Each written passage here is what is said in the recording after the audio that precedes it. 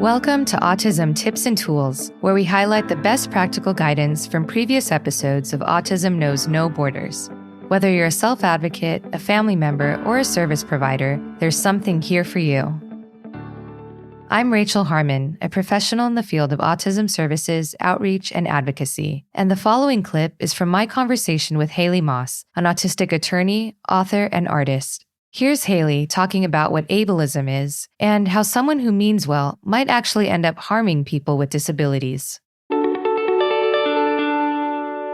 Ableism is a set of stereotypes and prejudices and attitudes that are negative towards people with disabilities.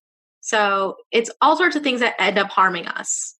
So when I talk about benevolent ableism, it's usually something that's meant in a positive way to try to help, but also reinforces your stereotypes and stigmas against people with disabilities. So when I thought of bullying for a long time, I would always say I was never bullied because I thought bullying was very two-dimensional. I thought bullying meant either someone called you names or somebody physically hurt you. But I realized I never had that experience, but I definitely was bullied and excluded and part of dealing with people who had ableist views. And the worst thing for me, especially in benevolent ableism, is it would come from people who cared a lot about you. So it always came from like a friend, but you would be the one friend in the group that wasn't invited to the party.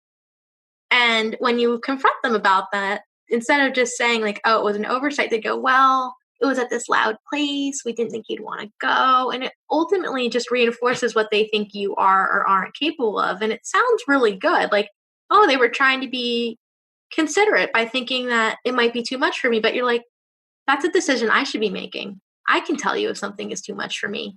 You shouldn't have to strip me of my own independence or autonomy to make a decision because I will absolutely let you know if something is too much. Mm-hmm. And not giving me that decision is exclusion. And it's also just cruel because you realize you're the one person in the group of 7 people that didn't get invited, even though they're telling you they love and care about you. And it's really frustrating because that's not something you just see as a high schooler. It's something that you see even as an adult, that you see this subtle form of bullying that people go, but we were doing the right thing. We know you don't like jazz music, so we didn't even invite you to the concert. Yeah, but maybe I would have wanted to go just to hang out with you guys. And maybe I would have just worn headphones or noise canceling headphones or found a way to or join you afterwards for dinner or something. Like, I think that's what comes in is people are just going based on this stereotype of belief. And ultimately they're just doing something that's harmful and they don't mean to be harmful. And that's why I say it's benevolent. It's like they mean well. It doesn't mean that they're doing the right thing or they're actually being nice. Yeah. When this has happened to you, have you had conversations with your friends afterwards and explained? I try. Okay. It gets awkward because people feel really bad that they did something wrong, but you're also like, I know you mean well, and I know you're not trying to be hurtful, but I feel that this is hurtful because I would have really have liked to go. But you don't like loud things, but I would have liked to at least have had the decision, or I would have really have liked to hang out with you more. Mm-hmm. And when people see it from the other perspective, they're like, oh, wow, we'll make sure that we invite you next time, no matter where we're going. And it's just a productive conversation that has to happen because we all have ableism and ableist views in some way, shape, or form. Just because I am autistic doesn't mean I don't have other views against other disabilities that I realize I have to actively confront or other biases that I might have. All of us have bias.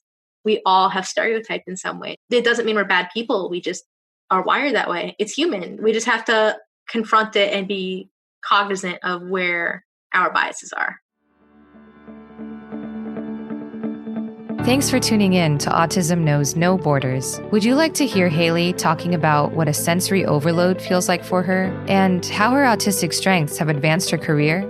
Follow the link in the show notes for the full conversation, and be sure to subscribe to hear more from people connected to autism, inspiring change and building community.